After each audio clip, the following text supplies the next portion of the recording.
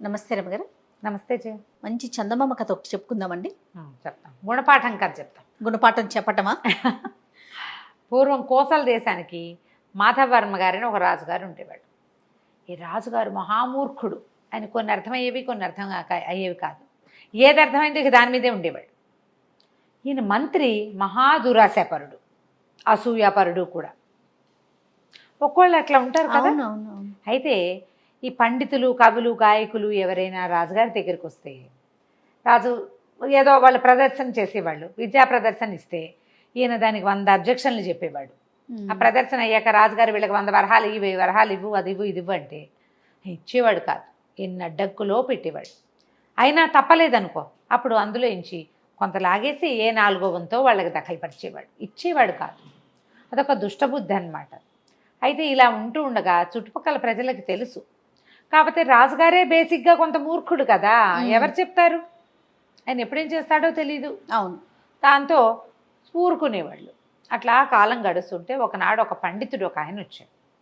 ఆయన చాలా చక్కటి కవిత్వం అవి చెప్పగలిగే పాండిత్యం ఉంది. దాంతోపాటు ఆయనకి కళలు, వాటి మీద విశ్లేషణ బాగా తెలుసు.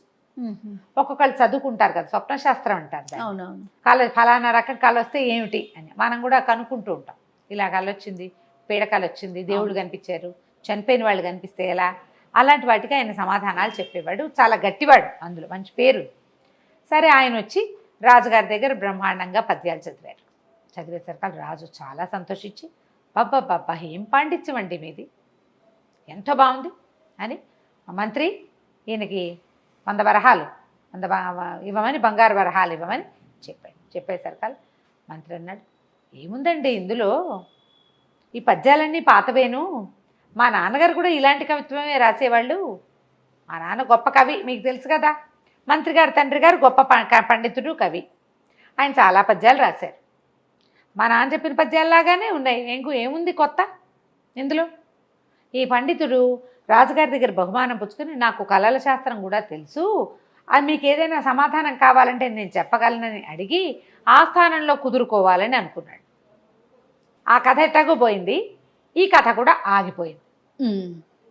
100 బంగారు నాణ్యాలకి 10 కూడా చేతిలో పడేలాగా లేవు. ఆయన చాలా దూరం నుంచి కష్టపడి అప్పు చేసుకుని మరీ పాపం ఇక్కడికి వచ్చాడు. అప్పుగానే ఉంది. ఇక్కడ ఈయన చెప్పిన కవిత్వం పాత కవిత్వము, కాపీ కవిత్వము అయిపోయింది. దాంతో ఆయన చాలా హతాశుడైపోయాడు. రాజు ఏం చెప్పబోయినా ఆ మంత్రి గారు వినలా. ఈయన ఏమనుకున్నాడు, ఇట్లా కాదు, వీడితోటి దిగాలుగా తల వేళ్లాడేసుకుని బయటకు వచ్చాడు. ఎవరిని కలిస్తే వాళ్ళ ఆ మంత్రి, ఆయన అంతేనండి, ఇంకో పెద్ద మంత్రి గారు అట్లాగే చేస్తాడు, ఇలాగే ఉన్నాడు, ఫలానా అప్పుడెప్పుడు ఇలా చేశాడు, ఫలానా ఇప్పుడెప్పుడు ఇట్లా చేశాడు, మా మేనమామని తెస్తే ఆయన ఎంత అవమానించాడు, జ్యోతిష్కులను అంతే, కవులను అంతే, గాయకులను అంతే, పండితులను అంతే, సాముగరిడీలు ఆడేవాళ్ళు, వాళ్ళు ఇదంతా గరిడి అంతా ఆడేశాక 1 గంట అయిపోయిన తర్వాత ఇలాంటివి మా చిన్నప్పుడు చాలా చూసాం, ఇందులో కొత్త ఏముంది, దీనికి డబ్బెందుకు అంటాడు. డబ్బే రానివ్వడు. ఇంతేనంటే ఈయన చాలా దిగులుగా ఉండిపోయాడు. ఒక సత్రంలో దిగాడు. ఆలోచించుకుని 3వ రోజున 4వ రోజున మహారాజు గారి దర్శనం వాంఛించి వెళ్ళాడు. సభలోకి వెళ్ళి, ప్రభు, నేను మీకు చెప్పాలనుకున్నాను, మొన్ననే వాళ్ళ సందర్భం రాలేదు, నాకు కళలు అవి ఫలితాలు, స్వప్న ఫలితాలు అవి చెప్పడం వచ్చు. నిన్న చాలా పెద్ద కళ వచ్చింది నాకు. అందులో సాక్షాత్తు మన పెద్ద మంత్రి గారి నాన్నగారు వచ్చారు. ఏమిరా, నా కవిత్వం కాపీ కొట్టి పాండిత్యం చూపించి నా పాండిత్యాన్ని కాపీ కొట్టుకుని, దాన్ని ఏమంటారు కాపీ కొట్టడానికి తెలుగులో, నన్ను అనుకరించి నా కవిత్వాన్ని దొంగిలించి డబ్బు చేసుకుందాం అనుకుంటున్నావా దుర్మార్గుడా అని కేకలేశారండి. మరి దానికి అపరాధానికి రుసుము చెల్లించవలసిందే నువ్వు అని చెప్పారు. ఆ రుసుము చెల్లించడానికి నేను సిద్ధంగా ఉన్నానంటే 100 వెండి నాణ్యాలు మంత్రి గారికి ఇవ్వమన్నారు, మంత్రి గారే తనకు చేరుస్తారన్నారు. ఇలా కాలొచ్చిందండి. నేను 100 వెండి నాణ్యాలు తీసుకొచ్చా మంత్రి గారికి ఇవ్వడానికి అన్నాడు. మంత్రి గారు, సరే బాగానే ఉంది, చనిపోయిన నాన్నగారికి మంత్రి గారు వరహాలు ఎట్లా ఇస్తాడండి అని అడిగాడు రాజుగారు. అయ్యో, ఆ సమాధానం పెద్ద కవి గారే చెప్పారండి. ఆయన మళ్ళీ గారు రాత్రి కళ ఇది, తెల్లవారుజామున ఇంకో కళ వచ్చింది. ఈ తేప మంత్రి గారు తర్పణం విడిచేటప్పుడు ఆ 100 నాణ్యాలను కూడా తర్పణంతో పాటు విడిచేస్తే అవి తనకి చేరతాయని, అక్షరాల తన దగ్గరికే వస్తాయని కవిగారు చెప్పారు. రాజు ఆశ్చర్యపోయాడు. అలాగా, వారి నాన్నగారు చాలా గొప్ప కవి, మన ఆస్థానంలోనే చాలా గొప్ప సేవలు అందించారు, తప్పకుండా పెద్ద అయిన ఆజ్ఞ ఎందుకు మీరుతాం మనం, పైగా మంత్రి గారి తండ్రి చేస్తామన్నాడు. 100 బంగారు నాణేలు మంత్రి గారికి ముట్టినాయి. మంత్రి మొదట సంతోషించాడు. రెండో సమాధానం వినేసరికి భయం వేసింది. తర్పణం విడిచేటప్పుడు 100 నాణేలు విడిస్తే గంగలో విడుస్తావు, ఆ, నాన్నకి ఎట్లా చేరుతాయి? గంగలో పడిపోతాయి. అదే మీరు గంగ అంటే గంగే కాదు, నీళ్ళలో ఆ, అనుకుని సర్దు కూరుకున్నాడు. ఈ లోపల మంత్రి గారి తండ్రిది ఆర్థికం వచ్చింది, వెళ్ళింది. ఉమ్, మన సదరు పండితుడు గారు మళ్ళా రాజుగారి దర్శనంకు వాంఛించాడు. దర్శనానికి ప్రవేశపెట్టారు. మళ్ళీ పెద్ద కవి గారు కల్లోకి వచ్చారండి మంత్రి గారి తండ్రి గారు. దుర్మార్గుడా, నా డబ్బులు ఇవ్వలేదా నా కుమారుడికి అని కేకలేస్తున్నారండి అన్నాడు. రాజు ఆశ్చర్యపడి, అదేమిటి ఆ రోజే ఇచ్చావు కదా సభలో అందరూ చూస్తుండగా, ఏమండి మంత్రి గారు మీ నాన్నగారి తర్పణాలు విడవలేదంటే విడిచాను ప్రభు అన్నాడు. ఉమ్, మరైతే వారికి చేరలేదుటండి. చేరలేదు అంటున్నారు. ఇప్పుడు ఎట్లా నేను విడిచానంటాడు ఈయన. ఇప్పుడు ఎట్లా అన్నాడు రాజుగారు. దాందేముందండి, మళ్ళీ కాలొచ్చింది నాకు, ఆయనే చెప్పారు ఆ డబ్బు తనకి చేరాలంటే మిమ్మల్ని ఒక యజ్ఞం చేయమని, ఆ యజ్ఞంలో యజ్ఞ పశువుగా మంత్రి గారినే స్వయంగా పెట్టమని, ఈయన వెళ్ళిచ్చి రావాలి. ఓకే. ఈయన ఎట్లా వెళ్తాడు? ఈయన వెళ్ళాలంటే ఇట్లా వెళ్ళాలి. ఆ, అప్పుడు మరణించి చంపేసాం మంత్రి గారిని, చచ్చిపోమందాం, ఆయన నాన్న దగ్గరికే వెళ్తాడని గ్యారంటీ లేదు. అందుకని కవి గారు పండితుడు కదా, పెద్ద మంత్రి గారి తండ్రి మహాపండితుడు. ఆయన అందుకని ఏం చెప్పాడంటే దానికి ఒక విధానం ఉంది. యజ్ఞం చేయాలి రాజుగారు ఒకటి. ఉమ్, అందులో యజ్ఞ పశువు అని ఒక పశువుని సెలెక్ట్ చేస్తారు, ఒక మేకని, ఒక గొర్రెనో, ఒక పశువు లేదా మన మేక కాబట్టి దున్నపోతు. అశ్వమేధం చేసినప్పుడు అశ్వం అలా పెడతారు కదా. యజ్ఞ పశువుగా ఏమో మంత్రి గారిని పెట్టుకోమన్నారు. మంత్రి గారి చేతిలో కనుక డబ్బులు పెట్టి పంపిస్తే వారికి లభిస్తుందిట అనగానే రాజుగారు ఒప్పుకున్నాడు. మంత్రి హతాశుడైపోయాడు. అయ్యో బాబోయ్, ఇంకేమైనా ఉంది? యజ్ఞ పశువుగా చేయటం అంటే ఏమిటి? ఊరికే ఏదో కూర్చోబెట్టడం కాదు, అంతేనా? పోయి రావాల్సిందే. ఈ పోయి రావాలంటే ఏం చేస్తారు? యూపస్తంభం అని ఒక స్తంభం పెడతారు. ఆ, ఈ యూపస్తంభాల ప్రస్తావన కాళిదాసు కావ్యాల్లో కనపడుతుంటుంది. పాత కావ్యాల్లో మహాభారతం లాంటి చోట కూడా కనిపిస్తుంది. ఒక స్తంభం పాతి పశువుని దాన్ని కట్టేస్తారు మంత్రపూతంగా. 9 రోజుల పాటు హోమం చేయాలి. 9 రోజులు ఈ పశువు ఇక్కడే ఉంటుంది. ఇప్పుడు పశువు ఎవరు మనకి? సదరు మంత్రి గారు. అంతే. ఈయన అక్కడ కట్టేయాలి. 9 రోజులు యూపస్తంభానికి కట్టేసి ఉండటం తలుచుకోగానే కాళ్ళు గచ్చగచ్చగచ్చగా వణికిపోవటం మొదలుపెట్టి భయమేస్తోంది. ఏం చేయాలో తెలియలా. కాళ్ళ వేళ్ళ పడ్డా లాభం లేదు. మంత్రి రాజుగారు ఒప్పుకోడు. ఎందుకంటే తండ్రి గారు కవిత్వం తండ్రి లాంటిది అంటే ఒప్పుకున్నాడు. తండ్రి కల్లోకి వచ్చాడు అంటే ఒప్పుకున్నాడు. 100 వరహాలు తర్పణం అంటే ఒప్పుకున్నాడు. మరి ఇవన్నీ నమ్మినప్పుడు తండ్రి కల్లో కనబడి యజ్ఞం చేయమన్నాడు అనే విషయం కాదంటే ఎలా కుదురుతుంది? కుదరదు కదా. అందుకని ఏం చేశారు? యజ్ఞం స్టార్ట్ చేశారు. యజ్ఞం చేద్దాం, పెద్ద పండితుడు, ఆయన ఒక పండితుడు, గొప్ప కవి, ఆయన చెప్పినట్టు చేసేయాలి. ఇహ యజ్ఞ పశువుగా ఈయన కట్టారు. ఈయనకి పసుపచ్చ బట్టలు కట్టారు. పసుపులో తడిపిన బట్టలు కట్టి మెళ్ళో 2 వేపాండాలు వేలాడేసి చెట్టుకేసి దీపస్తంభానికి వేసి కట్టేశారు. లబో దిబో 3వ రోజు గడిచేసరికి హోమాలు జరిగిపోతున్నాయి. యజ్ఞానికి యజ్ఞం. ఈయన నోరెత్తలేడు. వాళ్ళు ఉనికిపోవటం మొదలుపెట్టే చచ్చిపోయాను అనుకున్నాడు 3వ రోజుకి.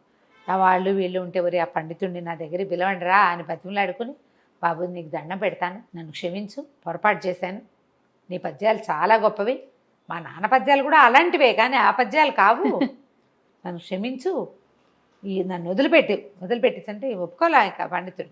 అట్లా ఎట్లా వదిలిపెడతామండి? మీరు ఎంతమంది ఉసురు పోసుకున్నారో, ఎంతమంది మీ వల్ల ఏ ధన సహాయము లభించక ఈ ఊళ్ళో పడి చచ్చిపోయిన వాళ్ళు ఎంతమందో, లేచక్కపోయిన వాళ్ళు ఎంతమందో, వాళ్ళందరి ఉసురు తగలాల్సిందే కాదు మీకు. కవిత్వం చెప్పి పోని 100 వరహాలు ఇమ్మన్నాడు, 50 అయినా ఇవ్వకూడదా? దానికోసం ఇంత దూరం వస్తే ఇచ్చే రాజుకున్నప్పుడు నీకేంటి బాధ? నీ అసూయ వల్ల కదా. నువ్వు బాగా దెబ్బ ఇంకో 2 రోజులు నువ్వు కట్టేసి ఉంటే నీకు బుద్ధి వస్తుంది అంటే కాళ్ళ వెళ్ళా పడిపోయాడు మంత్రి పండితుడు. నన్ను వదిలిపెట్టేసి అంటే ఇంకో 2 రోజులు గడవనిచ్చి 5వ రోజున మహారాజా మళ్ళీ కలొచ్చిందండి, ఈ 5 రోజుల యజ్ఞాలకి మీరు వేసిన దక్షిణంతా మన మధ్యమంత్రి గారి తండ్రి గారైన కవి గారికి అందిందట. ఇక యజ్ఞం ఆపు చేయమని, యజ్ఞ పశువుని వదిలేయమని ఆయన చెప్పారు కళ్ళు అనగానే మహారాజు అన్నాడు, అలాగే ఆయన ఎలా ఆజ్ఞాపిస్తే ఎట్లా 5 హోమాలు చాలనుకుంటే 5వ రోజు హోమాలకి పూర్ణాహుతి వేసేసి ఏదో ఒక గుమ్మడికాయ అవి ఇవి వేసి పూర్ణాహుతి చేసి దండం పెట్టేశారు. ఈ యూపస్తంభాన్ని కట్టేసిన పెద్ద మంత్రి గారిని విడుదల చేశారు. ఓ నెల 2 నెలలకి మనిషి అయ్యి 5 రోజులు తిండి తిప్పలు లేవు కదా, బతుకు జీవుడా అనుకుంటూ ఆ తర్వాత ఎప్పుడూ కూడా ఈ కవిగాయక పండిత పోషణకి అడ్డం పడేవాడే కాదు, అతని పద్ధతి మార్చుకున్నాడు అనమాట. గుణపాఠాలు ఇలా చెప్పాలి. ఎంత అద్భుతంగా ఉందో. అలా కట్టేయలేకపోయినా కనీసం అదే కదా రమ్మగారు, కట్ చేసేయాలి, వీళ్ళని కట్ చేయాలి ఎప్పటికప్పుడు ఎక్కడికక్కడ. కట్ చేస్తేనే బుద్ధి వస్తుంది. బాగుంది కదా కథ? చాలా బాగుంది రమ్మగారు. నమస్తే. నమస్తే రమ్మగారు. నమస్తే రమ్మగారు. అప్పుడప్పుడు విచిత్రమైన కథలు చెప్తూ ఉంటారు, లాజిక్ ఉండదు అందులో, కానీ వినటానికి పిల్లలకి చెప్తానికి చాలా బాగుంటాయి. అలాంటిది ఏదైనా ఒక స్టోరీ. పసిడి నిమ్మకాయలు అనే ఒక విచిత్రమైన స్వయంవర కథ చెప్తాం. ఓకే, బాగుంటుంది. బంగారపు నిమ్మకాయల? బంగారపు నిమ్మకాయలు. పూర్వం కనిష్క దేశానికి ఒక రాజుగారు ఉండేవారు. ఆయనకి లేక లేక అపురూప సౌందర్యవతి అయిన ఒక కూతురు పుట్టిందట. ఎంత అందంగా ఉండేదో. ఏదో పేరు పెట్టారు రాకుమార్తెకి. కాలం గడుస్తూ ఉండగా పిల్లలు, ఆడపిల్ల కదా, వాళ్ళ పద్ధతులు వేరే, చక్కగా ఆడపిల్లలు బట్టలు వేయటము, వాళ్ళు శాస్త్రాలు చదువుకోవటము, పొందిగ్గా కూర్చోవటము, అటువంటివేవో ఎక్స్పెక్ట్ చేశారు వాళ్ళు. ఈ పిల్ల ఒక రకంగా నడకొచ్చిన దగ్గర నుంచి పరిగెత్తడం ఎక్కువగా ఉండేది. మహాపరుగు పిచ్చి. ఓ తూనీకి పరిగెత్తుంటే దాని వెనకాల దానికంటే ముందు పరిగెత్తేసేది. ఎంత పరుగు పిచ్చో. ఏదైనా పెట్టెగిరిందంటే అమ్మాయి పరిగెత్తాల్సింది, ఏదైనా గుర్రం పరిగెత్తుందంటే అమ్మాయి పరిగెత్తాల్సింది. అడవిలోకి వెళ్తే లేళ్ళు పరిగెత్తుంటే లేళ్ళని దాటి పరిగెత్తేసేది. ఆ పరిగెత్తడం అనేది ఒక అబ్సెషన్ కింద ఉండిపోయేది అమ్మాయికి. గాలితో పోటీ పడేదట. అందుకని ఇవిడ మారుత కన్య అని మారుతి అని పిలిచేవాడు. అసలు పేరేదో. రాజుగారికి బాధగా ఉండేది. ఈ పిల్ల ఒకతే లేకలేకగలిగింది, ఈ పిల్ల రేపొద్దున రాజు అవ్వాలి, పోనీ రాణివ్వాలి, రాజ్యానికి ఉత్తరాధికారి పిల్లే, అంతేగా.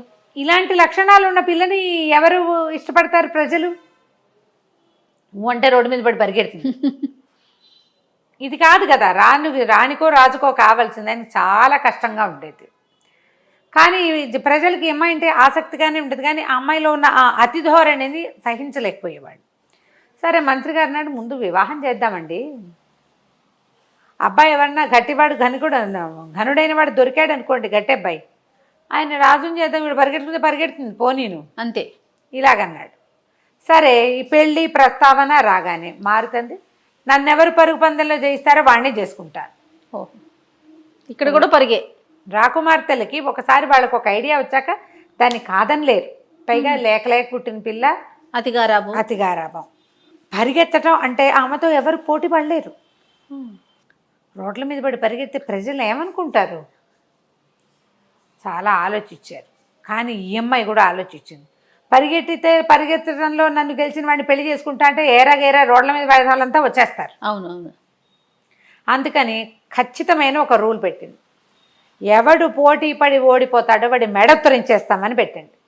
ఎవరు రాలే. ఎందుకు రాలేదు? అయినా కూడా ఆమె మహాద్భుత అద్వితీయ సౌందర్యము, ఈ రాజ్యము, పైగా ఒక ఆడపిల్లతోటి పోటీ పడి గెలవలేమా మనం అనుకుంటారు. అలాగనిపిస్తుంది. ఈవిడ పరుగు మీద అవగాహన ఉన్న కొంతమంది రాలేదు, కొంతమంది వచ్చారు. సరే ఏం చేశారు, ఒక పెద్ద ప్రాంగణంలో చుట్టూతా ప్రజలు కూడా నిలబడి చూసేలాగా పెట్టారు. పరిగెట్టే రాజకుమార్తెను చూసి కనువిందు చేసుకునేందుకు వచ్చిన వాళ్ళు సగం. నిజంగానే ఇంత క్రూరమైన శిక్షని అమలు చేస్తారా అని చూసేవాళ్ళు ఇంకొంతమంది. రాకుమార్తెకి వివాహం అవుతుందో అవదోనని దిగులు పెట్టుకుని ఉండేవాళ్ళు కొంతమంది ఉంటారు కదా, ఫ్యాన్స్. వాళ్ళు మొత్తం మీద సభా ప్రాంగణం అంతా నిండిపోయింది. ఓకే, 12 మంది తయారయ్యారు పరిగెత్తడానికి. 12 మంది, 12 తల్లో తెగాయి ఆ రోజు. ఈ భీకరమైన స్వయంవరం చూసి ప్రజలు నిర్ఘాంతపోయారు. మెడలు తెగుతూ ఉంటే ఆ మెడ దిగింది ఒకడికి, రెండో వాడు మానేసి ఏడవద్దు, వాడు బయలుదేరతాడు గెలుస్తామన్న నమ్మకంతో. ఆ అమ్మాయికి పరిగెత్తిన కొద్దీ ద్విగుణీకృతోత్సాహం వచ్చేస్తుంది ఆ అమ్మాయికి ధోరణి. ఈ కథ అంతా ఈ భీకర స్వయంవరం జరుగుతుండగా కుమారుడని ఒక కుర్రాడు అక్కడికి వచ్చాడు, మా రాజుగారి అబ్బాయి. కానీ ఈ శత్రురాజుల చేతికి చిక్కి తల్లిదండ్రి మరణించి రాజ్యభ్రష్టుడై దేశాలు తిరుగుతున్నాడు. కుర్రాడు మంచివాడి, కాస్త ఏదో విద్య గిద్య వచ్చు, క్షత్రియుడు. ఈ స్వయంవరం చూడడానికి ఇక్కడికి వచ్చాడు. ఆ పరిగెత్తేవాడు ప్రజలు కనపడ, వీడికి మారుతొకటే కనపడడం మొదలుపెట్టి. ఈ భీకర పోరులో ఆ 10 అగత్తాలు తగిలినాయి రెండో రోజు. కళ్ళు తీయలేకపోయాడు అమ్మాయి మీద నుంచి. ఆ పిల్ల ప్రేమలో పడిపోయాడు. తన అమ్మాయితో పోటీ పడలేనని అతనికి తెలుసు. సరే ఏం చేయాలో తెలియలా అలా అమ్మాయినే స్మరిస్తూ దిక్కుతోచినట్టట నడుచుకుంటూ పోయాడు. స్వయంవరానికి కొద్దిగా గ్యాప్ వచ్చింది. మళ్ళీ కనపడదు అమ్మాయి. మూడో రోజు లేదు, ఎవరు లేరు పోటీదారులు. 2 రోజులు, మొదట 12, తర్వాత 8, 10 తాళాలు దిగాయి. జనం కూడా భయపడి చచ్చిపోతున్నారు, పీకలు ఉత్తరిచ్చేస్తుంటే చూడలేక. సరే అమ్మాయి కూడా ఊరుకుంది, ఎవరు లేరు. ఇతను నడుచుకుంటూ వెళ్ళి ఒక పాడు దేవాలయంలోకి ప్రవేశించాడు. ఓకే. అదొక పురాతన అమ్మవారి దేవాలయం. అమ్మవారు చక్కగా మంట సంక కాలు పైకి పెట్టుకుని ఒక కాలు కిందకి పెట్టి స్థిమితంగా కూర్చుని ఉంది. పాత గుడి. ఇతను పోయి ఆవిడ్ని ఆ పాదాలు కావలించుకున్నాడు. ఇక 3 రోజుల పాటు అమ్మని ప్రార్థిస్తూనే ఉన్నాడు. మారుతి పాపం అజ్ఞానంలో ఉంది. ఆ అమ్మాయికి ప్రేమ, జీవితము విలువ ఏమీ తెలియదు. ఇదొక తొందరపాటుగా ఈ పోటీ పెట్టింది. ఎలాగైనా ఆమెను నాకు దక్కించు. ఇక ఇదే పాట. ఆహారం లేదు, లేవలా అతను అక్కడి నుంచి. ఆ బాస్పెట్లు వేసి కూర్చుని కిందకున్న పాలు ఒక కాలు కింద పెట్టి ఒక కాలు ఒళ్ళో పెట్టి కూర్చుంటుంది కదా అమ్మవారు స్థిమితంగా. ఆ కిందకి పెట్టిన పాదాన్ని కావలిచ్చుకుని ఉండిపోయాడు. పెద్ద విగ్రహం అమ్మవారిది. 3 రోజులు గడిచాక 3వ నాటి తెల్లవారుచావున పెద్ద కాంతి వచ్చేసింది ఆ దేవాలయంలోకి. ఎవ్వరూ మనిషి అడుగు పెట్టేది కాదు. అంతా బండలు, చెట్లు, చేమలు, పిచ్చి పిచ్చిగా ఉంది బయటంతా. వీడు ఒక్కడే లోపలికి వెళ్ళాడు. ఆ కాంతిలోంచి ఒక కంఠస్వరం వినిపించింది. నాయన, ఎంత భక్తి, ఎంత అనురక్తుందిరా నీకు. మారుతి నీదే, కానీ నువ్వు మారుతిని శక్తితోటి జయించలేవు, యుక్తితోటి జయించు. 3 బంగారు నిమ్మపళ్ళు ఇస్తాను. వాటిని మారుతి నిన్ను దాటిపోతున్నప్పుడల్లా వెనక్కి విసిరే. నిమ్మపండు వాడుకో, అవసరమైతే 3 వాడుకో. మారుతి నీ సొంతం అవుతుంది. ఆ అమ్మాయి పోటీ కూడా ఇది కాదు, అమ్మాయి ఏం పెట్టిందో అది కూడా కాకుండా ఉంటుంది. సరే, కాసేపటికి అతనికి స్పృహ వచ్చింది. ఆ బోళ్ళంత వెలుగు, కంఠము వినపడింది కదా, ఆ వెలుగంతా తగ్గిపోయింది. చల్లగా అరిచేతిలో ఏమిటో ఉన్నాయి. చూసుకుంటే 3 నిమ్మపళ్ళు ఉన్నాయి, బంగారపు పళ్ళు, థళ మెరుస్తున్నాయి. సరే, మర్నాడు అమ్మాయితో పోటీ పడతానని వెళ్ళాడు. అమ్మాయి చక్కగా చీర గూచి ఎగ్గట్టి కట్టుకుంది. పరిగెత్తడానికి వీలుగా ఇంత బారెడు జడ, జన్నిండా పువ్వులు, మణ్నిండా నగలు, చూడ్డానికి మహాద్భుత సౌందర్యవతి. ప్రజలు ఆశ్చర్యపోయి, వీడెవడు చచ్చిపోవడానికి 10, 12, 22 మంది చచ్చిపోతే మళ్ళీ వచ్చాడు వీడెవడో వారం తిరగకుండా. 3 రోజులు గ్యాప్ వచ్చేసింది. సరే, జనం అంతా చేరేసరికల్లా సరే ఇద్దరు కలిసి పరుగు మొదలుపెట్టారు. మొదటికి అబ్బాయి యువకుడు కొంచెం మగ పిల్లవాడిగా కాస్త జోరుగా పరిగెత్తాడు. ఎవరైనా పరిగెడుతుంటే అమ్మాయికి ఎక్కువ ఉత్సాహం వస్తుంది కదా. ఆమెను దాటపోతుంటే వీడు ఏం చేశాడు, నిమ్మకాయ తీసి వెనక్కి జనం వైపుకి విసిరేశాడు. ఆ కదిలేదాన్ని అమ్మాయి చూసింది, వాడు విసరటాన్ని. ఏదైనా అమ్మాయి ఏం అలవాటు, ఏదైనా ఒకటి పరిగెడుతుంటే దాన్ని దాటాలి. వీడిని వదిలేసి దాన్ని పరిగెత్తింది. తనని దాటి వెళ్ళిపోతుంది నిమ్మకాయ. ఆ దాటి వెళ్ళిపోతున్న నిమ్మకాయ కోసం దాని వెనకాల పరిగెత్తింది. జనాల పాదాల దాకా వెళ్ళిపోయిన నిమ్మకాయని పట్టుకుంది. మళ్ళీ వెనక్కి పరిగెత్తుకొచ్చింది. వీడు బాగా ఒక 20 బార్లు వెళ్ళిపోయాడు. ఈ లోపల అమ్మాయి వెనక్కి వెళ్ళి నిమ్మకాయ అయితే ఇట్లా విసిరేసారు కదా, బలం కొద్ది విసిరితే అది ఏమవుతుంది, రయ్యమని పోతుంది కదా. ఆ పోయేదాని వెనకాల పరిగెత్తింది అమ్మడు. మళ్ళీ దగ్గరకు వచ్చేసింది. ఇతను దాటేయటానికి వచ్చేసింది. దగ్గరికి రాగానే మళ్ళా ఇంకొక నిమ్మకాయ తీసి విసిరేసేసాడు. ఈసారి ఇంకా బలంగా వేసాడు. ఊపు, నీకు పరిగెడుతున్న వేరుంటుంది కదా. ఈ అమ్మాయి మళ్ళీ ఆ పక్కకు పరిగెత్తేసింది. జనం చూస్తున్నారు, ఏదో జరుగుతోంది.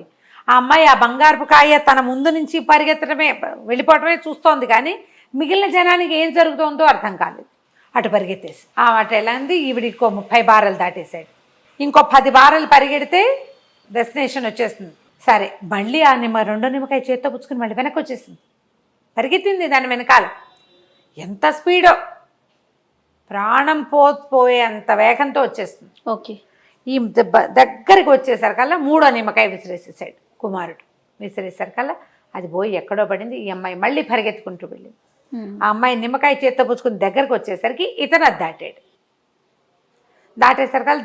దాటేశాడు కుమారుడని మొత్తం ప్రజలంతా చప్పట్లు కొట్టారు. రాజుగారు, రాజపరివారం అంతా లేచి నిలబడింది. రాజుగారు, మంత్రి గారు, తదితర జనం అంతా ఆనందాశ్రువులు తుడుచుకున్నారు. అమ్మాయి పెళ్ళైపోతుంది, ఇక బాధ లేదనుకున్నారు.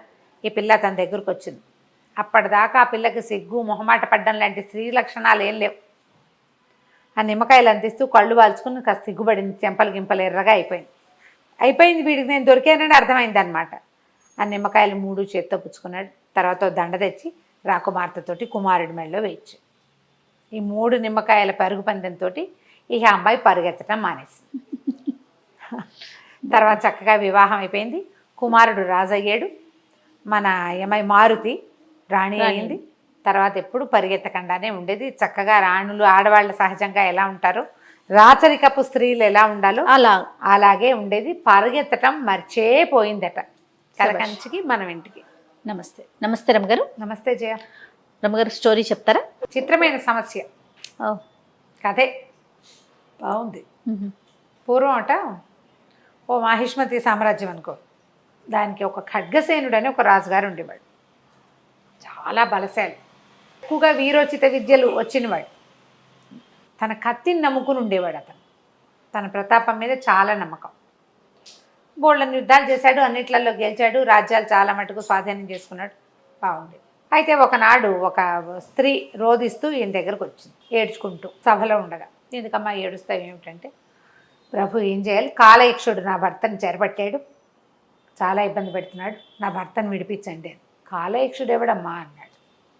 అదేమిటండి మీకు తెలీదా, మన రాజ్యానికి 3 ఆమడల దూరంలో పెద్ద కోట కట్టుకుని ఉన్నాడు, వాడొక యక్షుడు, రాక్షసుడికి తక్కువగానే శౌర్యం ఉంది వాడికి, నా భర్తను పట్టుకున్నాడండి, వాళ్ళు ఎంతోమంది అమాయకుల్ని పట్టేస్తాడు, వదిలిపెట్టాడు అంటే. ఈయన ఆశ్చర్యపడి, ఏమిటి నాకు ఇప్పుడు తెలీదే, ఎవరు మన దగ్గరికి రాలేదు, సరే చూస్తాను నేను అన్నాడు. అరే ఈ మొత్తం గుంపునంతా వేసుకుని పోకుండా ఆయన తన ఖడ్గం మీద బోల్డ్ నమ్మకం కదా, కత్తిడాలు గుర్రం వేసుకుని వెళ్ళాడు. రాజ్యపు సరిహద్దులు దాటాక ఒక 3-4 ఆమడలు వెళ్ళాక పెద్ద కోట కనపడింది కొండ మీద. ఈ వైపు ఎప్పుడూ రాలా అతను. ఓకే, సరే ఎక్కాడు కొండ మీద. కొండ వైపుకి ఎక్కేసరికల్లా కోట దగ్గరికి వెళ్ళి పెద్దగా కేకలు పెట్టాడు. ఎవడరా కాలయక్షుడు, రా బయటికి రా, నీ సంగతి చూస్తాను, మా దేశ ప్రజలందరినీ నువ్వు పట్టుకుంటున్నావుట, నీ సంగతి ఏంటో చెప్తాను, రామదేవని గట్టిగట్టిగా అరిచాడు. ఆ కాలయక్షుడు అన్న ఆయన లోపల నుంచి బయటకు వచ్చాడు. మామూలు మనుషుల కంటే కొంచెం ఎత్తున్నాడు, కాస్త ఎక్కువ ఎత్తు. అటు రాక్షసుడిలాగా లేడు, ఇటు దేవతా పురుషుడిలాగా లేడు, కొంత భీకరాకారం అనే చెప్పాలి. పక్కపక్క నవ్వుతూ వచ్చాడు. ఏమిటో నీ బాధ అని. నేను జయించడానికి వచ్చాను, తెచ్చుకో కత్తి, మనిద్దరం కలిసి ఫైటింగ్ చేద్దామన్నాడు ఖడ్గసేన్. నీకు తెలిసింది అదే, కత్తి తిప్పటం అంతే. రండి బాహుబాహు యుద్ధానికి అంటాడు. ఇద్దరు కలిసి యుద్ధం చేస్తారు, వాళ్ళని ఓడిస్తాడు ఈయన. ద్వంద్వ యుద్ధం, ద్వంద్వం అంటే డ్యువెల్ యుద్ధం చేసి రాజ్యాలను కూడా అతను అలాగే జయించాడు తన కత్తి మీద నమ్మకంతో. కాలయక్షుడు అన్నాడు పక్కపక్క నిలబడి, ఏమిటి నాతోటి యుద్ధం చేస్తావా నువ్వు, ఏది నీ కత్తి కూడా తీలేవు నువ్వు, నా రాజ్యానికి నా కోటకి చుట్టుపక్కల ఆమడ దూరంలో గాలి కదలాలన్నా నా ఆజ్ఞతోటి, కావాలంటే కత్తి తీసి చూపించు అన్నాడు. కత్తి రాదే బయటికి, నా కోటకి సమీపించిన వాడికి సొంత బుద్ధి ప్రవర్తించదు, వాడి ఖడ్గాలు కత్తులు అని మాట్లాడతావు, నువ్వు మాట్లాడుతున్నావు అంతే, అంతకంటే ఇంకేమీ చేయలేవు నన్ను నువ్వు, నేను వద్దంటే నీ నోరు కూడా కదలదు అనేసరికి ఈయనకు చాలా కోపం వచ్చేసింది. మా రాజ్యంలో ఉన్న వాళ్ళందరినీ బంధిస్తున్నావుట, వాళ్ళని వదిలిపెట్టేసేయి, దానికోసమే వచ్చాను నేనంటే ఖడ్గసేనుడు తను అన్నాడు. కాలయక్షుడు దాందే ఉందిలే వదిలేస్తాను, నేను క్షణాల్లో చంపగలను, కానీ నాకు నేను చంపబుద్ధి కావట్లా, ఓ పని చేస్తా, ఒక ప్రశ్న అడుగుతా, సమాధానం చెప్పు, 1 ఏడాది సమయం ఇస్తాను అంటే ఒప్పుకున్నాడు. మరి ఇప్పుడు వదిలేసా పో అంటే రాజుకి అలా ప్రాణభిక్ష పెట్టించుకోవడం ఇష్టం ఉండదు. అతను ఏదో అడిగాడు, సమాధానం చెప్పామనుకోవాలనిపించి, అడుగు నువ్వేం అడుగుతావు అన్నాడు. ఒక స్త్రీ నిజంగా సంతోషించేది దేనికి, అది కనుక్కొని చెప్పమన్నాడు. రాజుగారి కత్తిప్పడం వచ్చు, ఇవన్నీ ఏం తెలుస్తాయి ఆయనకి, ఆలోచించాడు. దేనికి సంతోషిస్తుంది, రాణిగారు ఎప్పుడు సంతోషించింది, దేనికి సంతోషిస్తుంది గుర్తే రాలా ఆయనకి. సరే వెళ్దాం అనుకున్నాడు, ఇంటికి వెళ్ళిపోయాడు. వెళ్ళి ఇక సామాన్యం మానవుడు పౌరుడి వేషం వేసుకుని ఊళ్ళు తిరగడం మొదలుపెట్టాడు. కనుక్కోవటం కోసం. ఓ ఊళ్ళో అడిగితే స్త్రీకి అందమైన భర్త కావాలి, బుద్ధిమంతుడైన భర్త కావాలి, హ్యాబిట్స్ లేని భర్త కావాలి, స్త్రీకి బంగారం కావాలి, స్త్రీకి ఇల్లు కావాలి, వాకిలి కావాలి, అమ్మ కావాలి, నాన్న కావాలి, 100 వచ్చినాయి సమాధానాలు. ఏ ఒకటి సాటిస్ఫాక్షన్ లేదు, ఇదే అని తెలియదు ఆయనకి. అందమైన భర్త కావాలి అని కనుక్కున్నాడు. ఇంకో ఊరు వెళ్ళాడు, అందమైన భర్త కావాలంటే ఆ ఊళ్ళో అతను ఎవరింటో దిగాడు, ఆవిడంటుంది, ఎందండి అందం కొరుకు తింటా, మా ఆయన లేడు అందంగా, పని లేదు పాట లేదు, పాపిష్టి మొగుడు అంటుంది. సో అందమైన మొగుడిని కొట్టేయాలి. మ్మ్. అక్కడి నుంచి బుద్ధిమంతుడైన మొగుడు. ఎందుకండి ఒట్టి బుద్ధి ఏం చేసుకుంటామండి, చుట్టాకి అందం లేకుండా. అందం సందం లేదు, పక్కన నుంచి ఉంటే రోతగా ఉంటాడు అంటుంది ఇంకొక ఆవిడ. బాగుంది. బాగుందిగా. సంవత్సరం నుంచి మించుగా గడిచిపోయింది. గడువు తీరాక కాలయక్షుడి దగ్గరికి వెళ్ళాలి. ఆ వెళ్ళే దారిలో ఒక చోట కూర్చున్నాడు. కూర్చుంటే ఒక ఏడుపు వినపడుతుంది, ఎవరో ఏడుస్తున్నారు. ఈయన ఆడ మనిషి ఎవరితో ఏడుస్తోందని అక్కడే పరిగెళ్తే ఒక ముసలి వికృతాకారి వృద్ధ స్త్రీ ఏడుస్తోంది. ఓకే. ఏమిటమ్మా నీకేం కష్టం వచ్చిందమ్మా అంటే, నా కష్టమే ఉందండి, నాకంటే పెద్ద కష్టంలో ఉన్నారు మీరు, ప్రాణాపాయం వచ్చేసింది మీకు అంటే, ముందు నీ కష్టం చెప్పమ్మా అన్నాడు. నాకు పెళ్ళి అవ్వలేదండి, నన్ను ఎవరు పెళ్లి చేసుకోవాలా, ఆ దుఃఖంతో ఏడుస్తున్నాను నేను. నువ్వు నాకంటే పెద్ద కష్టం, ఒట్టి దుఃఖమే నాకు, నీకున్నది కష్టం కదా, మరి నాకు పెళ్లి చేస్తానంటే నీ ప్రశ్నకి సమాధానం నేను చెప్తాను. ఈయన సమాధానం వరకు బాగానే ఉంది. వృద్ధ వికృతాకారి స్త్రీని ఎవరు పెళ్లి చేసుకుంటారు? ఈయన బిక్కమొహం వేశాడు. తనకేమో ప్రాణాపాయం ఉంది, సమాధానం కావాలి, నా దగ్గర ఉంది అని చెప్తాం. సరే చూద్దాం అనుకున్నాడు. అసలు ఆ సమాధానం అవునో కాదో తెలియదు, టెస్ట్ చేయాలి కదా. ఇప్పుడు తను 250 సమాధానాలు తెచ్చాడు, 250 కరెక్ట్ కాదని పక్క ఊళ్ళోనే ప్రూవ్ అయిపోయినాయి. అంతేగా. ఈవిడ చెప్పిన సమాధానం ప్రూవ్ అవుతుంది కాలయక్షుడి దగ్గర. చూద్దాం అనుకుని సరే ఏమిటో చెప్పమన్నాడు. స్త్రీకి తన మాట కాదనకపోవటమే సంతోషాన్ని కలిగిస్తుంది. ఇంత సింపుల్ రమ్మగారు, నిజమే కదా. కాదనకూడదు. ఈయనకి కరెక్టే అనిపించింది. అక్కడి నుంచి కాలయక్షుడి దగ్గరికి వెళ్ళాడు. సమాధానం చెప్పగానే కాలయక్షుడు చాలా సంతోషించాడు. సరైన సమాధానం చెప్పావు, ఆడాళ్ళకి ఇదే కావాలి అని వెళ్ళిపోయాడు లోపలికి. నువ్వే గెలిచావు, నువ్వు నన్ను గెలిచినట్టే, మీ దేశం వాళ్ళందరినీ నేను పట్టుకున్నా కదా, వాళ్ళందరినీ వదిలేస్తున్నాను అన్నాడు. శభాష్. ఇప్పుడు ఈయన వెనక్కి వచ్చాడు. ఆ అమ్మాయి చెప్పిన సమాధానం కరెక్టు, మరి పెళ్లి చేస్తానని ఒప్పుకున్నాడు. ఈ వృద్ధ వికృతాకారి స్త్రీని వివాహం చేసుకునేది ఎవడు? ఇంటికి వచ్చాడు కానీ బిక్కమొహం వేసుకుని కూర్చున్నాడు ఈయన. అంతకుముందు రోజు ఖడ్గ విద్య చాలనాలు అవి చేసేవాడు, ఇప్పుడు ఏమిటి చేయటం లేదు, కామ్గా ఉంటున్నాడు. రాజుగారికి ఒక మేనల్లుడు ఉన్నాడు, ఈ ఖడ్గసింహుడికి, రూపధరుడు అతని పేరు. కుర్రవాడు, ఓ 10 ఏళ్ళు ఉంటాయి, 23-24 ఏళ్ళు ఉన్నాయి.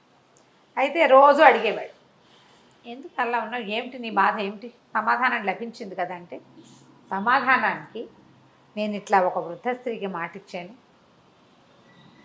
అనేసరికల ఇతను అన్నాడు రూపధరుడు, నీ తర్వాత రాజ్యం నాది, నీ మాట కూడా నాదే. ఓ శభాష్. నేను చేసుకుంటాను పెళ్ళి. ఓకే, నేను పెళ్లి చేసుకుంటానంటే అందరూ ఆశ్చర్యపోయారు. కానీ అతను ఒప్పుకున్నాడు, పట్టు పెళ్లి చేసుకుందామన్నాడు.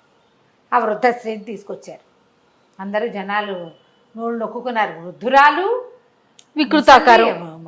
వికృతాకారి ఏం చేస్తారు? వివాహం అయిపోయింది. పెళ్ళైన తర్వాత ఏకాంతంగా భార్యాభర్త కలుసుకున్నారు.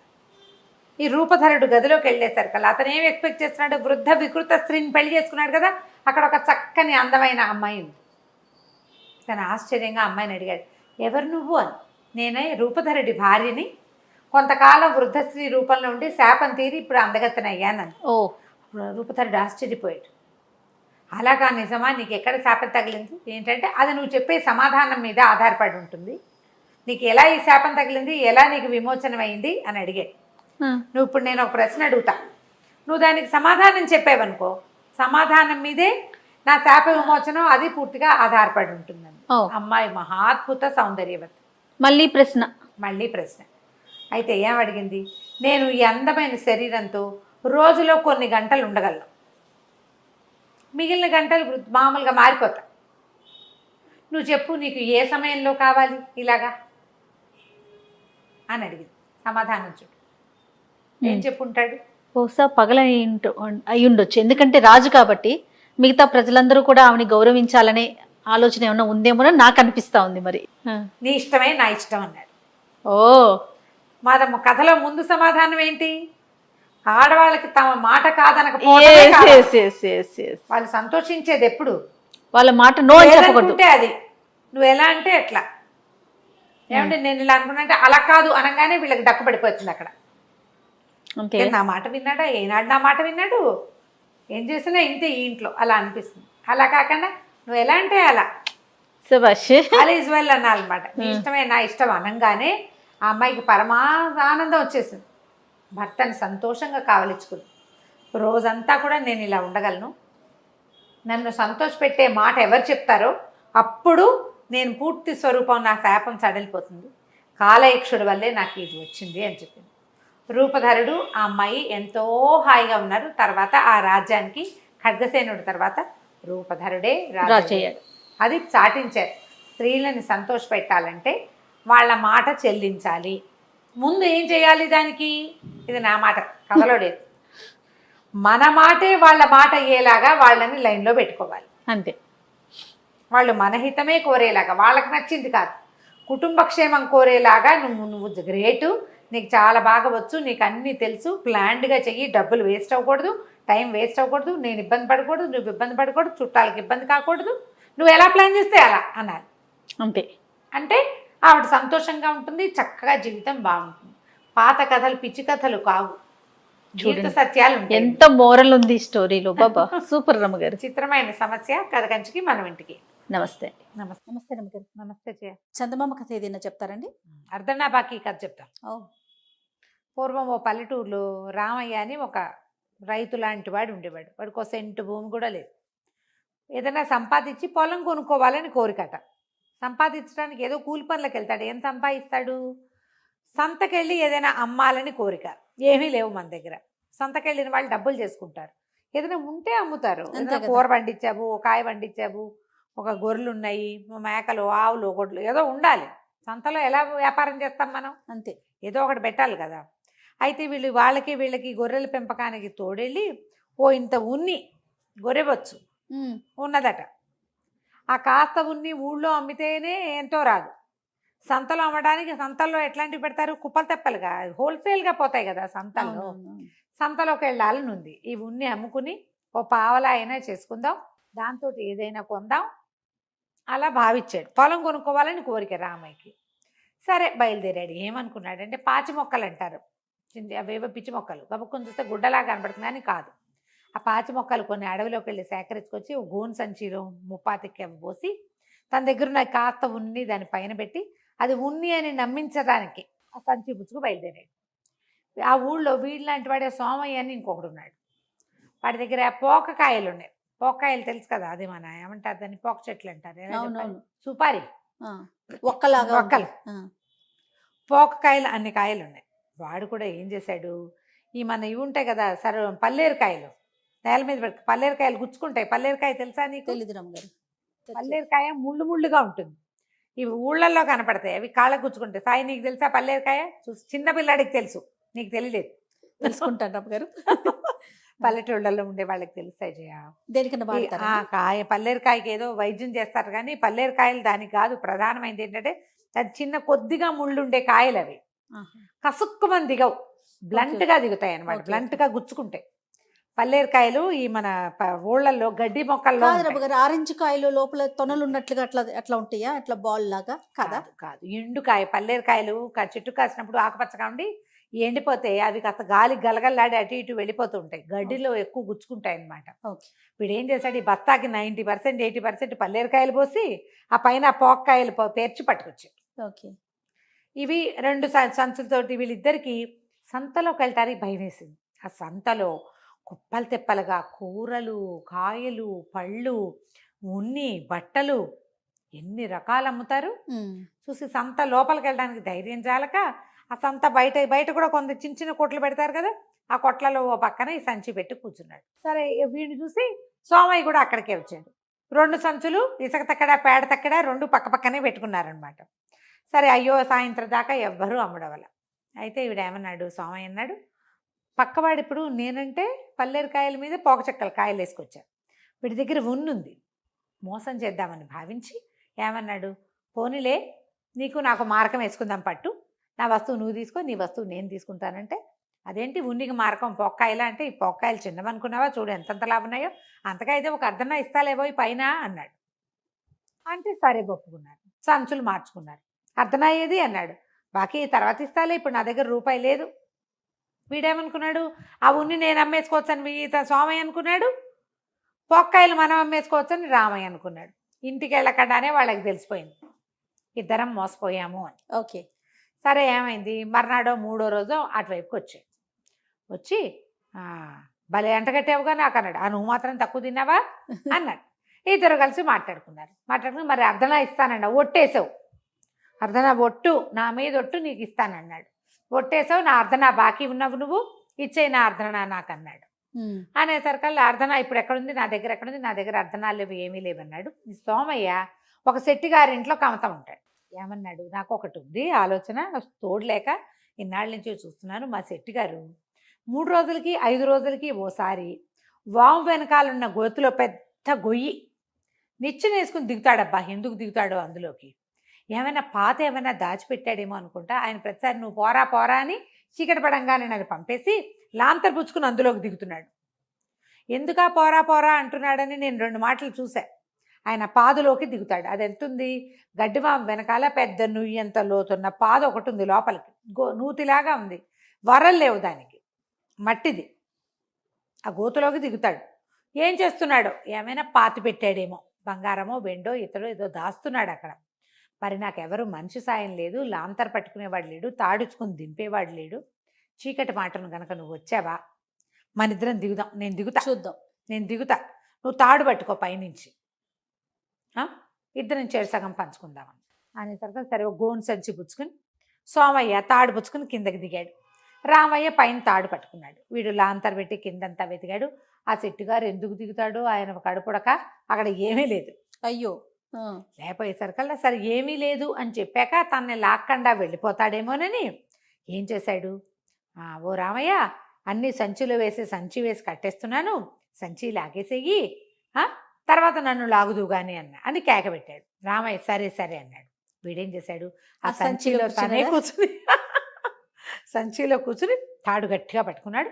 వాడు పైనుంచి లాగేశాడు. రామయ్య పైకి వచ్చేసాక సంచి మూతిప్పుకుని బయటకు వస్తుంటే రామయ్య పోట్లాడాడు. ఓరి దుర్మార్గుడా, ఏమిటంటే మరి నిన్నెవడు నమ్మాడు, తీరా నన్ను కనుక నువ్వు లాక్కపోయావనుకో, నేను ఆ గోతులో ఉండిపోనా, తెల్లవారేదాకా మనిషి సాయం లేకుండా నేను ఎట్టా వస్తాను, నువ్వు మాత్రం మోసం చేయవా అన్నాడు. ఇద్దరు మోసాలు తిట్టుకున్నారు. మరి నా అర్ధనా బాకీ ఏం చేసావు అని. అర్ధనా బాకీ వాడు ఇవ్వనే లేదు. ఇంతలో కొన్నాళ్ళు గడిచినాయి. ఎప్పుడు నా అర్ధనా బాకీ అనుకుంటూనే ఉండేవారు. ఈ సోమయ్య ఈ శెట్టి గారి ఇంట్లో పని చేస్తున్నాడు కదా, ఆ శెట్టి గారి భార్య తాలూకు బంధువులు ఎవరో ఓ పిల్లనిచ్చి పెళ్లి చేశారు. భార్య కొంత సొమ్ము తెచ్చేసరికల్లా అతను ఏం చేశాడు, సోమయ్య ఓ చిన్న ఇది చేసుకుని ఏమంటారు, చిన్న పొలం కొనుక్కుని మెల్లిగా కమతం పెట్టుకున్నాడు. తనే చేసుకోవటం మొదలుపెట్టాడు. సరే ఈ రామయ్యకి ఎక్కడా ఏమీ కుదరలా, పెళ్ళి కుదరలేదు, పొలము కుదరలేదు. ఉండుండి గుర్తొచ్చేది అర్ధనా బాకీ. సరే ఏమనుకున్నాడు, ఈ సోమయ్య పెళ్ళే 1 సంవత్సరంన్నర 2 ఏళ్ళు అయింది, బాకీ వసూలు చేసుకుందాం, వీడి పని బాగుంది కదా అని వచ్చాడు. నిజానికి సోమయ్య దగ్గర డబ్బులున్నాయి, కానీ అతనికి ఇవ్వటం ఇష్టం లేదు, ఒట్టేస్తే వేశానులే అని. సరే రామయ్య ఏం చేశాడు, ఓనాడు మధ్యాహ్నం సాయంకాలం కాస్త తలబడి వాళ్ళకి వచ్చాడు. వస్తే దూరం నుంచే చూశాడు సోమయ్య. చూసి బెల్లాన్ని చెప్పాడు, ఏమే ఇవి వచ్చేవాడు నా పాత స్నేహితుడు, ఒక పాత బాకీదారు, అర్ధనా బాకీ ఉన్నా డబ్బులు అడుగుతాడేమో, ఆ అర్ధనా ఇవ్వడం ఇష్టం లేదు నాకు, ఓ పని చేయి, నేను చచ్చిపోయానని ఒక ఏడుపేడు నువ్వు. నమస్తే రమ్మగారు. నమస్తే చేయ. చందమామ కథ ఏదైనా చెప్తారండి? అర్ధనా బాకీ కథ చెప్తా. పూర్వం ఓ పల్లెటూరులో రామయ్య అని ఒక రైతు లాంటి వాడు ఉండేవాడు. వాడికి ఒక సెంటు భూమి కూడా లేదు. ఏదైనా సంపాదించి పొలం కొనుక్కోవాలని కోరికట. సంపాదించడానికి ఏదో కూలి పనులకు వెళ్తాడు. ఏం సంపాదిస్తాడు, సంతకెళ్ళి ఏదైనా అమ్మాలని కోరిక. ఏమీ లేవు మన దగ్గర. సంతకెళ్ళిన వాళ్ళు డబ్బులు చేసుకుంటారు, ఏదైనా ఉంటే అమ్ముతారు. కూర పండించావు, ఒక కాయ పండించావు, ఒక గొర్రెలు ఉన్నాయి, మేకలు, ఆవులు, గొడ్లు ఏదో ఉండాలి. సంతలో ఎలా వ్యాపారం చేస్తాం మనం, అంతే, ఏదో ఒకటి పెట్టాలి కదా. అయితే వీళ్ళకి గొర్రెల పెంపకానికి తోడెళ్ళి ఓ ఇంత ఉన్ని గొర్రెవచ్చు ఉన్నదట. ఆ కాస్త ఉన్ని ఊళ్ళో అమ్మితేనే ఎంతో రాదు. సంతలో అమ్మడానికి, సంతల్లో ఎట్లాంటివి పెడతారు, కుప్పలు తెప్పలుగా హోల్సేల్గా పోతాయి కదా సంతల్లో. సంతలోకి వెళ్ళాలని ఉంది. ఈ ఉన్ని అమ్ముకుని ఓ పావలా అయినా చేసుకుందాం, దాంతో ఏదైనా కొందాం అలా భావించాడు. పొలం కొనుక్కోవాలని కోరిక రామయ్యకి. సరే బయలుదేరాడు. ఏమనుకున్నాడంటే, పాచి మొక్కలు అంటారు, అవేవో పిచ్చి మొక్కలు, గబుక్కుని చూస్తే గుడ్డలా కనబడుతుందని కాదు. ఆ పాచి మొక్కలు కొన్ని అడవిలోకి వెళ్ళి సేకరించుకొచ్చి గోను సంచిలో ముప్పాతికి పోసి తన దగ్గర ఉన్న కాస్త ఉన్ని దాని పైన పెట్టి అది ఉన్ని అని నమ్మించడానికి ఆ సంచి పుచ్చుకు బయలుదేరాడు. ఆ ఊళ్ళో వీళ్ళలాంటి వాడే సోమయ్య అని ఇంకొకడు ఉన్నాడు. వాడి దగ్గర పోకకాయలు ఉన్నాయి. పోకకాయలు తెలుసు కదా, అది మన ఏమంటారు దాన్ని, పోక చెట్లు అంటారు. ఎలా చెప్పాలి? అవునవును. సుపారి ఒక్కలాగా ఒక్కలు. పోకకాయలు అన్ని కాయలు ఉన్నాయి. వాడు కూడా ఏం చేశాడు, ఈ మన ఇవి ఉంటాయి కదా పల్లేరుకాయలు, నేల మీద పెట్టి పల్లేరుకాయలు గుచ్చుకుంటాయి. పల్లేరుకాయ తెలుసా నీకు? తెలీదు రమ్మగారు. పల్లేరుకాయ ముళ్ళు ముళ్ళుగా ఉంటుంది. ఇవి ఊళ్ళల్లో కనపడతాయి, అవి కాళ్ళకు గుచ్చుకుంటాయి. సాయి నీకు తెలుసా పల్లేరుకాయ? చూసి చిన్న పిల్లాడికి తెలుసు, నీకు తెలియలేదు. తెలుసుకుంటాను రమ్మగారు. పల్లెటూళ్ళల్లో ఉండే వాళ్ళకి తెలుస్తాయి జయ. దేనికన్నా వాడతారా? కాయ పల్లేరుకాయకి ఏదో వైద్యం చేస్తారు కానీ పల్లేరుకాయలు దానికి కాదు. ప్రధానమైనది ఏంటంటే అది చిన్న కొద్దిగా ముళ్ళు ఉండే కాయలు. అవి కసుక్కుమని దిగవు, బ్లంట్గా దిగుతాయి అనమాట. బ్లంట్గా గుచ్చుకుంటాయి పల్లేరుకాయలు. ఈ మన ఊళ్ళల్లో గడ్డి మొక్కల్లో రమ్మగారు ఆరెంజ్ కాయలు లోపల తొనలు ఉన్నట్లుగా అట్లా అట్లా ఉంటాయా? అట్లా బాల్ లాగా కదా? కాదు, ఎండుకాయ. పల్లేరుకాయలు చెట్టు కాసినప్పుడు ఆకుపచ్చగా ఉండి ఎండిపోతే అవి కాస్త గాలి గలగల్లాడి అటు ఇటు వెళ్ళిపోతూ ఉంటాయి. గడ్డిలో ఎక్కువ గుచ్చుకుంటాయి అనమాట. వీడు ఏం చేశాడు, ఈ బస్తాకి 90% 80% పల్లేరుకాయలు పోసి ఆ పైన పోక్కాయలు పేర్చి పట్టుకొచ్చాడు. ఇవి 2 సంచులతోటి వీళ్ళిద్దరికి సంతలోకి వెళ్ళటానికి భయం వేసింది. ఆ సంతలో కుప్పలు తెప్పలుగా కూరలు, కాయలు, పళ్ళు, ఉన్ని, బట్టలు ఎన్ని రకాలు అమ్ముతారు. చూసి సంత లోపలికి వెళ్ళడానికి ధైర్యం చాలక ఆ సంత బయట కూడా కొంత చిన్న చిన్న కొట్లు పెడతారు కదా, ఆ కొట్లలో ఓ పక్కన ఈ సంచి పెట్టి కూర్చున్నాడు. సరే వీడిని చూసి సోమయ్య కూడా అక్కడికే వచ్చాడు. 2 సంచులు ఇసుక తక్కడ పేడ తక్కడ 2 పక్క పక్కనే పెట్టుకున్నారనమాట. సరే అయ్యో సాయంత్రం దాకా ఎవ్వరూ అమ్మడవల. అయితే వీడేమన్నాడు, సోమయ్య అన్నాడు, పక్కవాడు ఇప్పుడు నేనంటే పల్లేరుకాయల మీద పోక చెక్కల కాయలు వేసుకొచ్చాను, వీడి దగ్గర ఉన్నుంది, మోసం చేద్దామని భావించి ఏమన్నాడు, పోనీలే నీకు నాకు మారకం వేసుకుందాం పట్టు, నా వస్తువు నువ్వు తీసుకో, నీ వస్తువు నేను తీసుకుంటానంటే, అదేంటి ఉన్నికి మారకం పోక్కాయలా అంటే, ఈ పోక్కాయలు చిన్నవనుకున్నావా, చూడు ఎంతంతలా ఉన్నాయో, అంతగా అయితే ఒక అర్ధన ఇస్తాలేవో ఈ పైన అన్నాడు. అంటే సరే ఒప్పుకున్నారు, సంచులు మార్చుకున్నారు. అర్ధన అయ్యేది అన్నాడు, బాకీ తర్వాత ఇస్తాలే, ఇప్పుడు నా దగ్గర రూపాయి లేదు.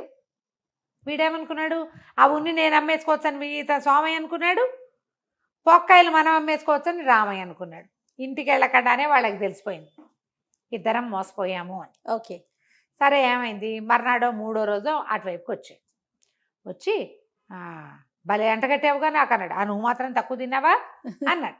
ఇద్దరు కలిసి మాట్లాడుకుని మరి అర్ధనా ఇస్తానండి, ఒట్టేసావు, అర్ధనా ఒట్టు, నా మీద ఒట్టు నీకు ఇస్తానన్నాడు.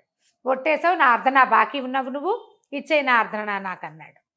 అనేసరికల్లా అర్ధనా ఇప్పుడు ఎక్కడుంది, నా దగ్గర ఎక్కడుంది, నా దగ్గర అర్ధనాలు లేవు, ఏమీ లేవన్నాడు. సోమయ్య ఒక శెట్టిగారింట్లో కమతం ఉంటాడు. ఏమన్నాడు, నాకు ఒకటి ఉంది ఆలోచన, తోడలేక ఇన్నాళ్ళ నుంచి చూస్తున్నాను. మా శెట్టిగారు 3 రోజులకి 5 రోజులకి ఓసారి వాము వెనకాలన్న గోతులో పెద్ద గొయ్యి నిచ్చెన వేసుకుని దిగుతాడబ్బా. ఎందుకు దిగుతాడో అందులోకి, ఏమైనా పాత ఏమైనా దాచిపెట్టాడేమో అనుకుంటా. ఆయన ప్రతిసారి నువ్వు పోరా అని చీకటి పడంగానే నన్ను పంపేసి లాంతర్ పుచ్చుకుని అందులోకి దిగుతున్నాడు. ఎందుకా పోరా అంటున్నాడని నేను 2 మాటలు చూశా. ఆయన పాదులోకి దిగుతాడు. అది ఎంతుంది, గడ్డివాము వెనకాల పెద్ద నుయ్యంత లోతున్న పాదు ఒకటి ఉంది, లోపలికి నూతిలాగా ఉంది, వరలు లేవు దానికి, మట్టిది. ఆ గోతులోకి దిగుతాడు. ఏం చేస్తున్నాడో, ఏమైనా పాతి పెట్టాడేమో, బంగారమో వెండో ఇతడో ఏదో దాస్తున్నాడు అక్కడ. మరి నాకెవరు మనిషి సాయం లేదు, లాంతర్ పట్టుకునేవాడు లేడు, తాడుచుకుని దింపేవాడు లేడు.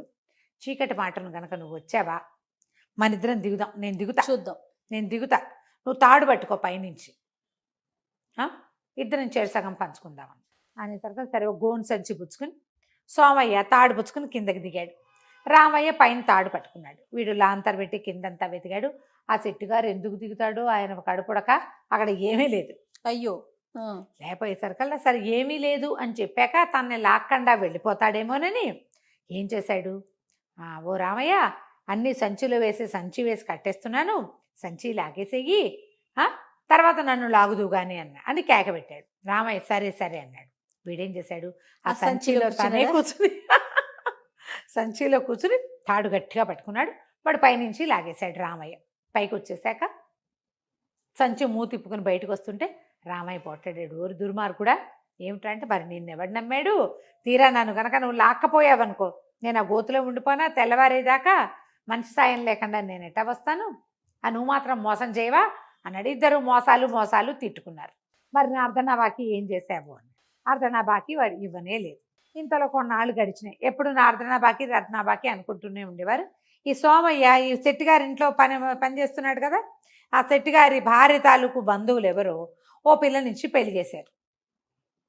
భార్య కొంత సొమ్ము తెచ్చేసరికల్లా అతను ఏం చేశాడు సోమయ్య, ఓ చిన్న ఇది చేసుకుని ఏమంటారు, ఓ చిన్న పొలం కొనుక్కుని మెల్లిగా కమతం పెట్టుకున్నాడు. తనే చేసుకోవటం మొదలుపెట్టాడు. సరే ఈ రామయ్యకి ఎక్కడా ఏమీ కుదరలా. పెళ్ళి కుదరలేదు, పొలము కుదరలేదు. ఉండుండి గుర్తొచ్చేది అర్ధనా బాకీ.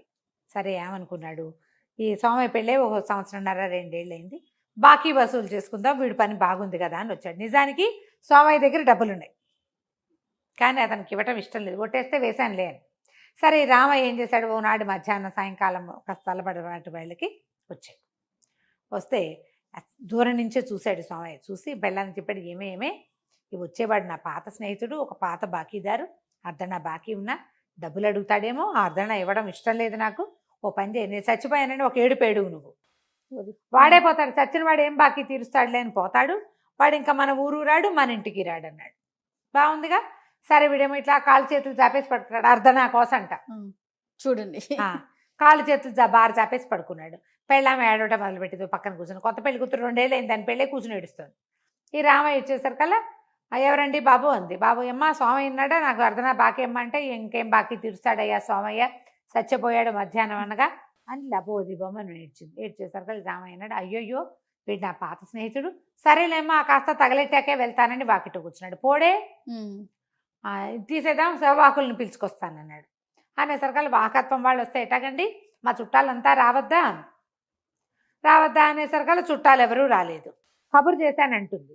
చుట్టుపక్కల వాళ్ళన్నారు, అదేంటి పీనిగిన ఎన్నాళ్ళట్టు ఎంతసేపటి నట్టు పెట్టుకుంటారు, చీకటి పడేసరికి తీసుకెళ్ళొద్దు, తీసుకుపోండి, లేదా ఊరు చివరి దేవళం ఉంది, దేవళంలో పెట్టుకోండి. ఊరు మధ్యలో పెడితే పిల్ల చెల్ల చంటి పిల్లలు ఉన్న వాళ్ళు అక్కడ బాలింతలు చూలింతలు చాలా మంది ఉన్నారు, అన్నం తినాలి కదా, అందరూ శవాన్ని తీసేయమంటారు. అక్కడి నుంచి సరే నువ్వు వెళ్ళవయ్యా నేను పంపించుకుంటానని అంటే ఆయన ఒప్పుకోలే. అదేమిటి సేవాకత్వం చేసేవాళ్ళని అంతే కేకేసుకొస్తానని వాళ్ళని తీసుకొచ్చి లేవదీయించాడు. గుళ్ళో ఎవరుంటారండి శవజాగారం అంటే, ఆ వాహకులు అన్నారు గుళ్ళో కావాలంటే పెడతామండి, రాత్రికి మేము ఉండం, రేపొద్దున కావాలంటే శ్మశానాన్ని తీసుకెళ్తాం, అంత మటుకే ఇవ్వండి అన్నారు. రేపు డబ్బు ఇచ్చేది. రామయ్య అన్నాడు, దాందేముందమ్మా స్నేహితుడు, పైగా బాకీదారిని, నేనే ఉంటాలే, సేవ జాగారం కూడా నేనే చేస్తాను అన్నాడు. ఈ అమ్మాయి ఏడ్చుకుంటూ, ఇదేంట్రా విడిదుంప దగ్గర వీడు పోయేలాగా లేడు అని మొగుడిని అడిగింది రహస్యంగా. ఏమయ్యా గుళ్ళో పెడతాటంటే, పర్వాలేదు లేవే, దేవాలయంలోనేగా, మనకు భయం ఏముంది, పాడుపడిన దేవాలయం ఒకటి ఉంది అక్కడ పెట్టుకోవచ్చు, గుళ్ళో అరుగు మీద పెడతారు. సరే అక్కడి నుంచి ఏమైంది, గుళ్ళో అరుగు మీద దాకా వెళ్ళేసరికల్లా చిన్నగా జల్లు పడేలాగా కనపడుతోంది. ఈ రామయ్య అన్నాడు, ఏమయ్యా మీరు ఇట్లా బాకెట్ దింపారంటే వానకి పీనికి తడిసిపోతుంది, కుళ్ళు వాసన వస్తుంది, పట్టుకుని వాడే కాస్త లోపలంట పెట్టండి అని చెప్పేసి దేవాలయం లోపలికి, పాడుపడిన దేవాలయం అయ్యవారు లేడు అందులో, లోపలికి జరిపేసరికల్లా ఏమైంది, ఇది వీడేమో జాగారానికి కూర్చున్నాడు. మరి ఉండాలిగా, ఎవరో ఒకళ్ళు మెలకుగా ఉండాలిగా. ఇంతలో ఏమైంది, ఒక క్రీనీడలు కదిలినట్టుగా కనపడే కొంతమంది దొంగ వాళ్ళు వచ్చారు. ఓహో, అర్ధరాత్రి అయిపోయింది, ఏవో కీనీడలు కదులుతున్నట్టుగా ఉన్నాయి. తీరా చూస్తే కొంతమంది దొంగల గుంపు వచ్చారు. వచ్చేసరికల్లా అక్కడ వాళ్ళకి శవము జాగారం వాడు అన్నీ కనిపిస్తుంది. జాగారం వాడు కనపడలే, శవమే కనపడింది. దొంగల్ని చూసి రామయ్య కొంచెం పక్క తప్పుకున్నాడు. ఈ దొంగలు ఏం చేశారు, వాళ్ళు తెచ్చిన సొమ్మంతా వాటాలు వేసుకుని పంచుకున్నారు. ఒక బ్రహ్మాండమైనంత కత్తి ఉంది అందులో. ఈ కత్తి ఎవరికి వాటాకు పడుతుంది అని లెక్క పెట్టుకుంటున్నారు. లెక్క పెట్టుకుంటుంటే ఆ పిచ్చి కత్తి పారేయమన్నారు. పిచ్చి కత్తి ఏంటి, దొంగలను ఎక్కడన్నా పిచ్చి కత్తి ఏంట్రా, బేసైన కత్తి, కావాలంటే ఇక్కడ శవం ఉంది చూడు, దీన్ని 2 ముక్కలుగా తెగటేసి చూపిస్తాను నేను అని చెప్పేసి ఆ కత్తి తీసాడు. తీయంగానే ఈ చచ్చినట్టుగా పడుకుని ఉన్నాడు కదా సోమయ్య, ఒక్క ఉదుటం లేచాడు. ఏ భూతాలు ఎక్కడ చచ్చారు మీరంతా అని కేక పెడుతూ లేచేసరికి దొంగలు హడిలిపోయారు. ఆ కత్తి అక్కడ పారేసి ఆ మొత్తం బంగారము డబ్బులు అన్నీ అక్కడ వదిలేసి లగెత్తేసారు బయటికి. రామయ్య కీనీళ్ళలోంచి పెట్టుకొచ్చాడు. ఊరిని ఐడియా, భూతాలు అనగానే భయపడి చచ్చారా అనగానే పద పట్టు ఇద్దరం పంచుకుందాం అనుకున్నారు. మొత్తం సామాన్లన్నీ పంచుకున్నారు. పంచేసుకున్న కత్తి పక్కన పెట్టారు. అక్కడి నుంచి మరి నా అర్ధనా అని అడిగాడు రామయ్య.